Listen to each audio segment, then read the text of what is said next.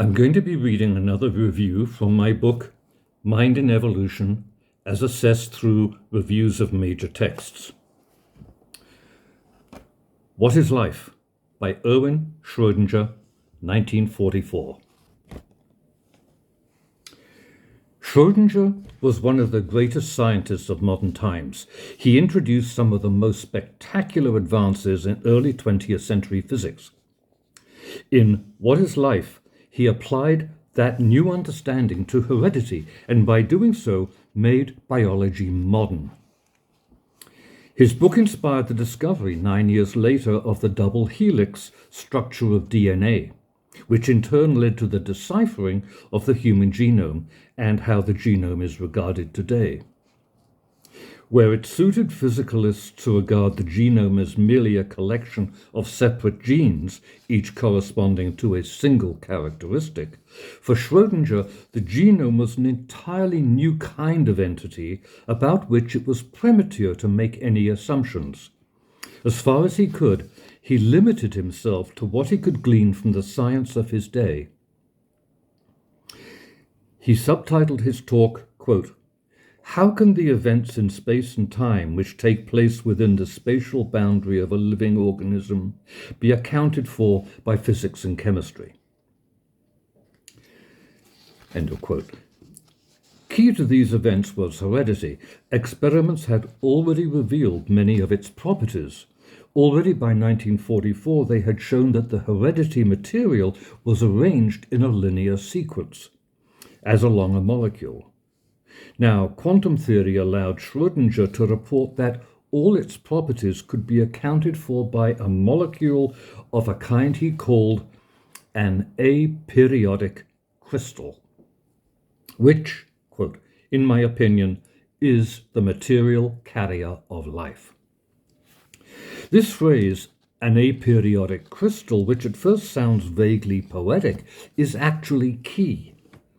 Regular periodic crystals like rock salt that consist of regularly repeating atomic structures can survive for aeons.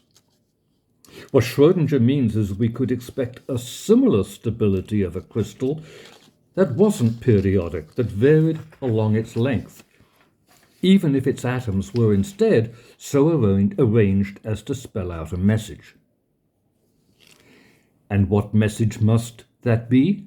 Specs for the entire organism as it developed in the time dimension, from the embryo to the adult. Quote, "This whole four-dimensional pattern is known to be determined by the structure of that one cell, the fertilized egg.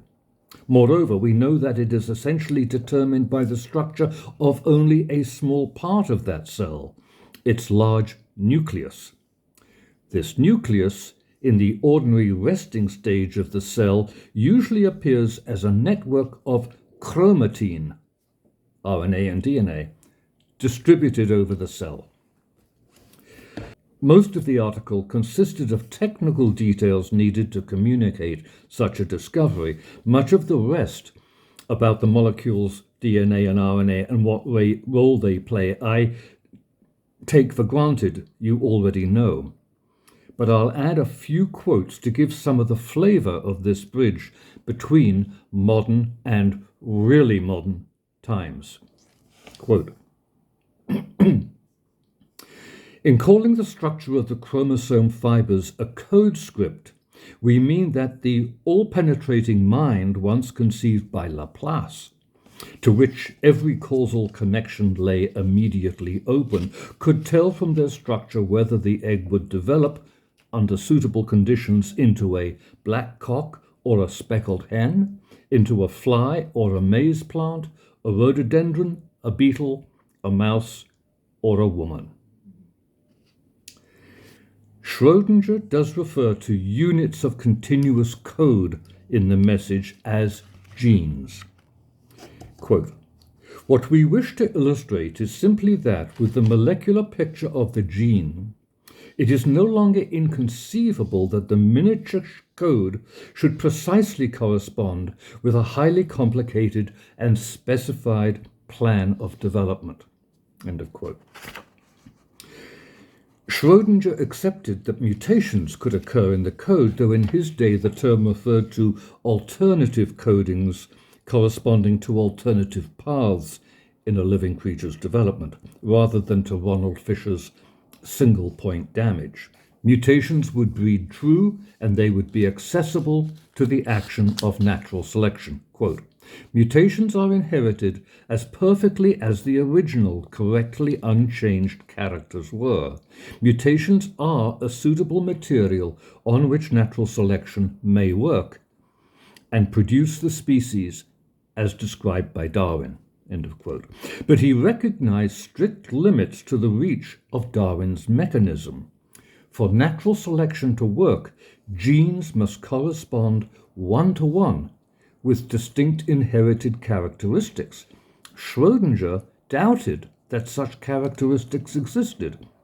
Quote, it seems neither adequate nor possible to dissect into discrete properties the pattern of an organism, which is essentially a unity, a whole. He also recognized severe limits that Fisher had overlooked in how many mutations a process such as natural selection could select for simultaneously. Quote, in order to be suitable material for the work of natural selection, mutations must be rare events, as they actually are.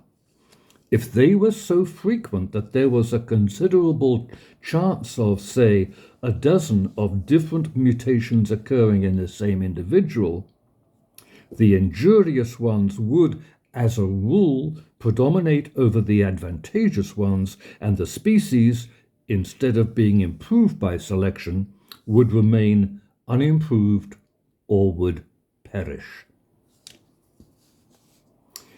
And here are prospects for further thinking. Quote, the unfolding events in the life cycle of an organism exhibit an admirable regularity and orderliness, unrivaled by anything we meet with in inanimate matter. We find it controlled by a supremely well-ordered group of atoms, which represent only a very small fraction of the sum total in every cell. Moreover, from the view we have formed of the mechanism of mutation, we conclude that the dislocations of just a few atoms within the group of governing atoms of the germ cell suffice to bring about a well-defined change in the large-scale hereditary characteristics of the organism.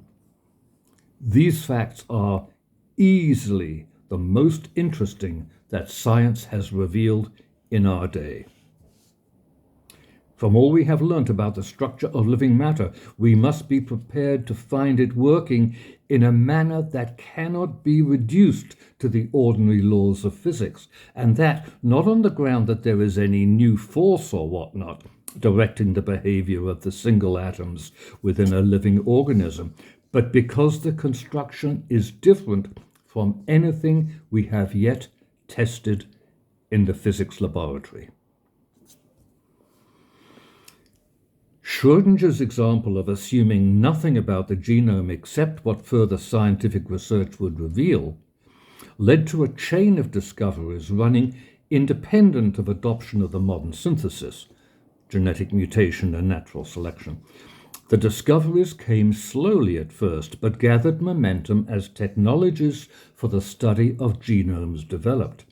As they did, what they told us about the genome began to loosen the hold of the modern synthesis on our sense of what it meant we evolved.